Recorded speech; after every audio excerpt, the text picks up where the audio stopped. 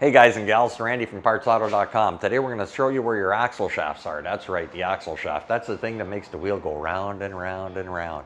So if you follow me over here, I can give you a fine example of one. Come on. The shaft here that is rotating around and around, it's actually driving the wheel. You can see if I turn the shaft, it's driving the wheel. The best place to look for damage to an axle shaft is if the boot is leaking, if it's shiny, if you see grease on the inside of your car, which I do at the moment, that means the boot is worn through, the grease is expelled out of the boot, and now it's just sucking dirt and those little balls in there, and the axle shaft itself is just wearing out.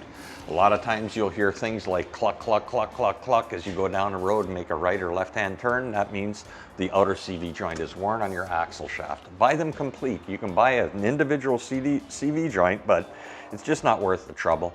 It's so much easier to just pull the whole shaft out and change the whole shaft. I mean, for $120 or so, it's no problem. And you know what? Look it up on YouTube. You can do it yourself. I know you can. It's very simple work. We'll see you next time.